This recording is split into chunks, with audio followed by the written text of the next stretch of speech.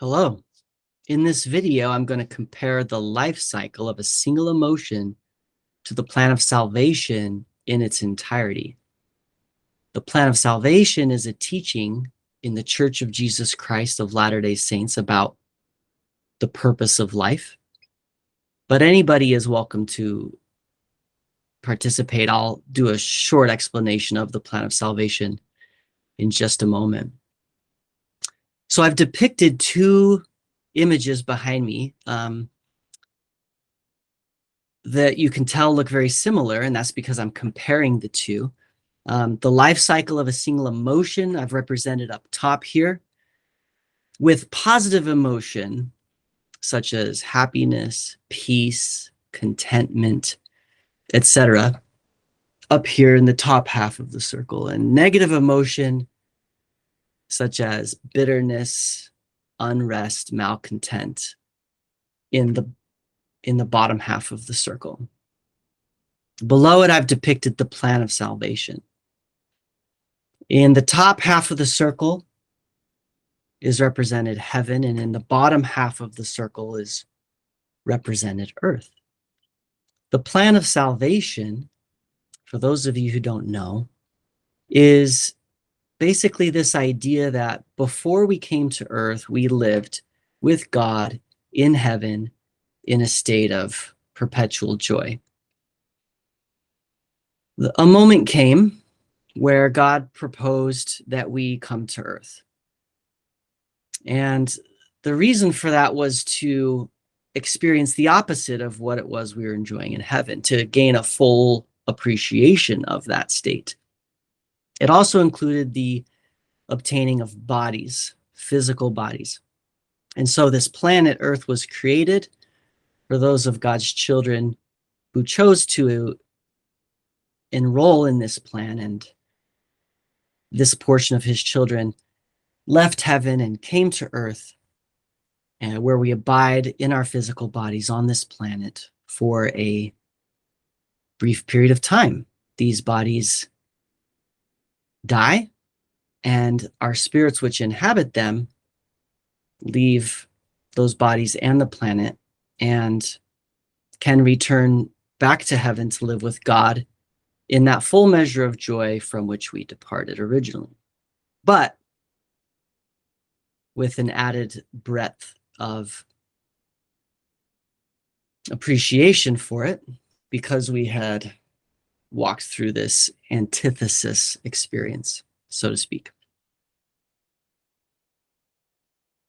Very good. Now, not all of God's children chose to leave heaven and come to earth. Our doctrine is that a third of God's children resisted this cycle, this plan of salvation, and refused to come to earth where there would be pain and suffering and all of the opposition to that prime state of joy with God in heaven. So, whenever we are confronted, just to jump right into the comparison now, whenever we're confronted by a negative emotion, it feels like we're falling toward it. And we are, because we're up here at the top of the circle or cycle where everything is fine. We're just going through our daily life, existing in a state of, considerable bliss. Probably we slept the night before, probably no bombs went off, we had peace in our neighborhood, probably we have reliable transportation, and we're just here at the top half of this cycle, taking it for granted, most likely, until we face a negative emotion. And at this point, it usually feels like a faceplant, like some force, much like gravity, is pulling us into it. And so each time we approach a negative emotion, it's like a mini fall, comparable to what we call in our church the fall, where we left heaven and came to earth. Now, when we fall toward a negative emotion, we have two choices. We either fall through it or we accentuate and perpetuate it. We go through a negative emotion by accepting it. Through acceptance, we enter that space below where we suffer. And then, that much anticipated moment, we exit, but by the same mechanism with which we entered it. I'll explain more of that in just a second. So we accentuate and perpetuate a negative emotion by resisting it, and we pass through a negative emotion by accepting it. Why is that? It's because love can only be known by its opposite. Okay? Each half of the cycle of an emotion belongs to one great whole.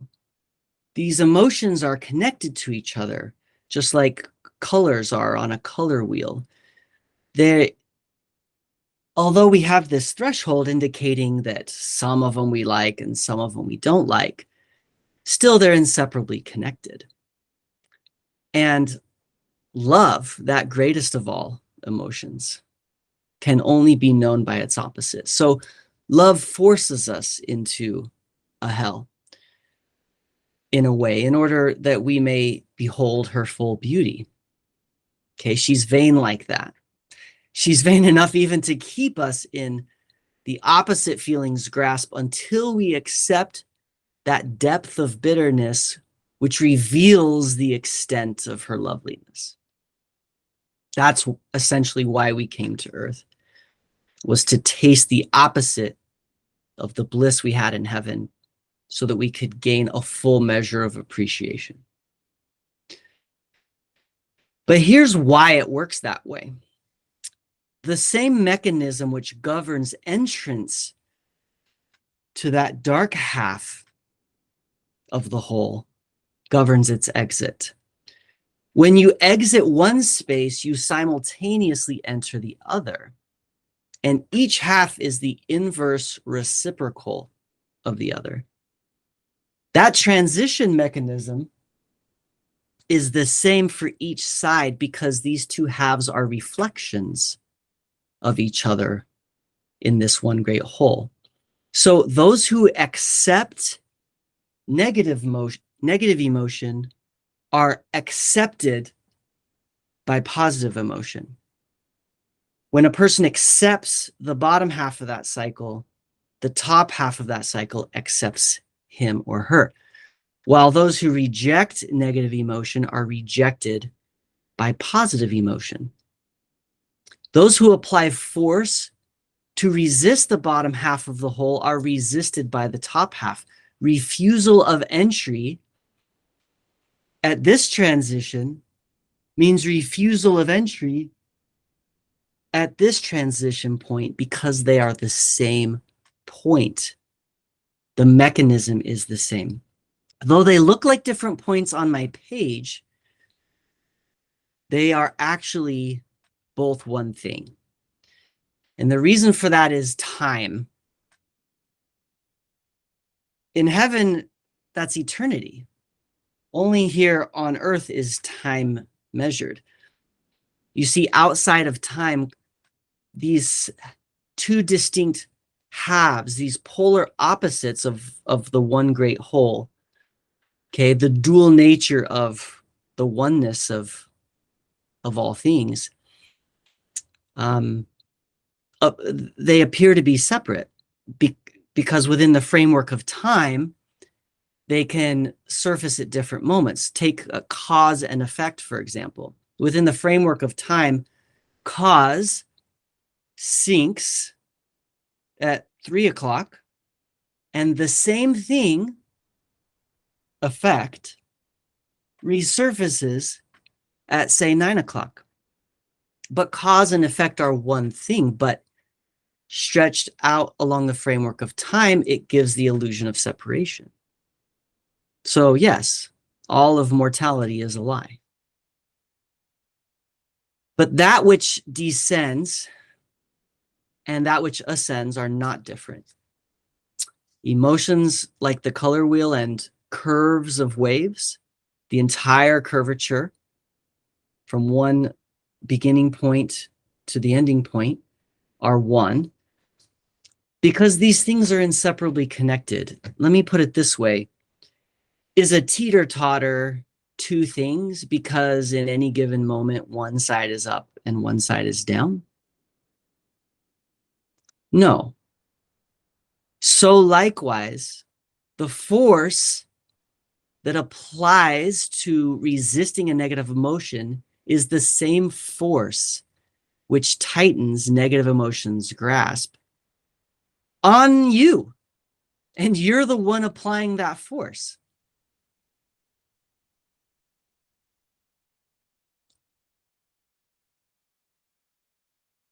Mortality is a lie in the sense that time creates an illusion of separation, which throws us off. It changes our game.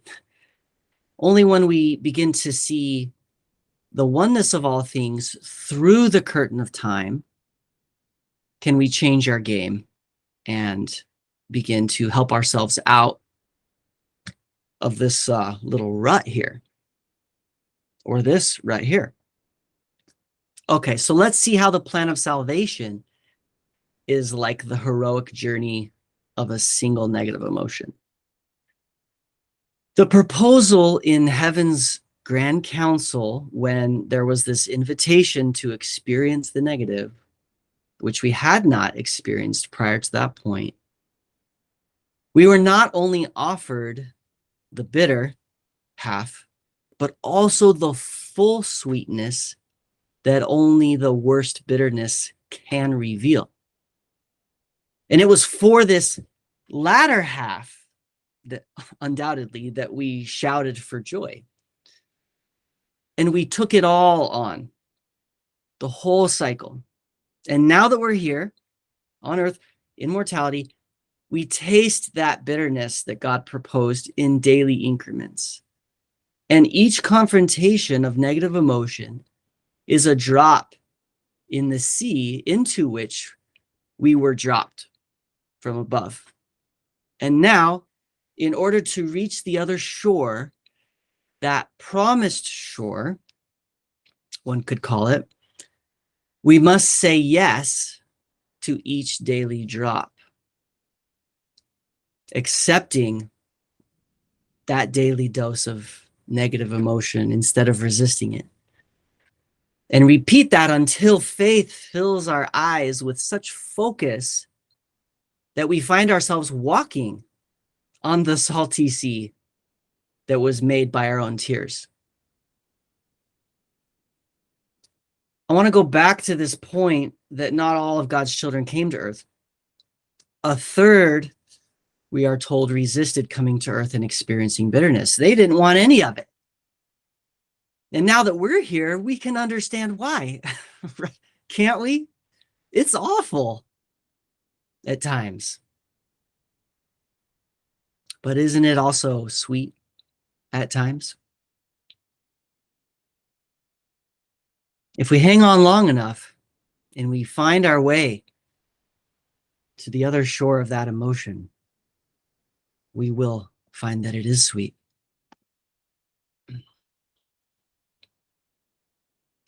The promise of an upside is equal in measure to what we experience on the downside. But not all shouted for joy in premortality, at that grand council. They didn't all shout for joy in that promised latter half of the cycle.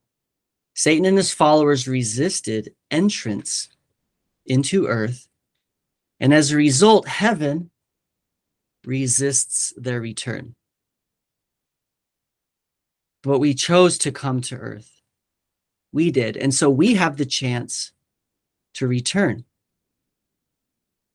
And the question I would ask of us is, are we still choosing earth, the earth experience? Are we as willing to pass through these incremental mortal moments of negative emotion? Are we willing to accept their call in order to pass through them, in order that we might get to the other side? Each confrontation of a negative emotion provides us the chance to choose God's plan once again. A miniature choice, still made within the framework of a larger choice, our larger choice to come to earth. Will we pass through this difficult moment and gain our reward? Or will we accentuate and perpetuate this difficult moment? Much like the third of God's children resisted the entire moment, will we, on a smaller scale today, embrace what we embraced on a larger scale in that heavenly time before time was? I face that question every day. And so I made myself this shirt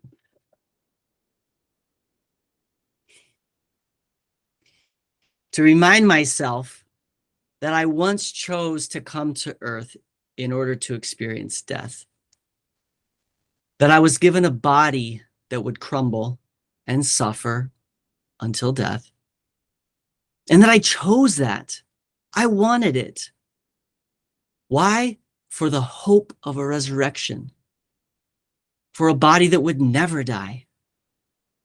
For an experience that would be the opposite of the death that I feel here. And when I wear the shirt, I remember that the bottom half of the circle represents not just my choice to come to earth in total, but every negative emotion is like a mini death that is a drop in the ocean of that larger death that is mortality itself. And then my faith in a resurrection of my body triggers my faith in a resurrection prepared for every negative emotion that I face. That an upside is already there for this negative emotion, waiting for my arrival. A counterpoint, a height equivalent to the depth of every sad moment in my life. A ground on which I will surely walk, namely the positive emotion, is a ground on which I will just as surely walk as I will be resurrected. If I become willing, once again, to walk through that valley that I was once willing to come to.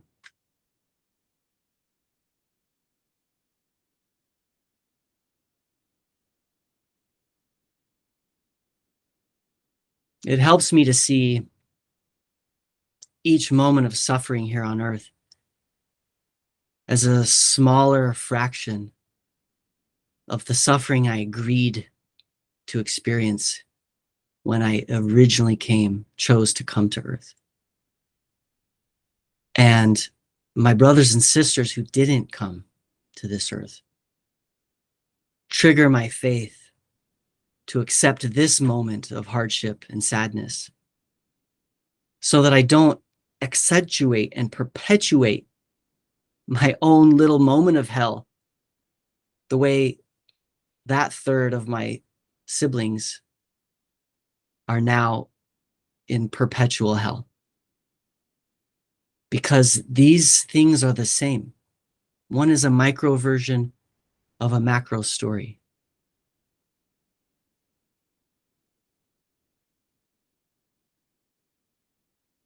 I'm loving you, and I know that this life is hard, and I know that there are hard moments, but I also know that there are sweet moments. And I know that you can get through them because I have. By learning to accept negative emotion instead of resisting it.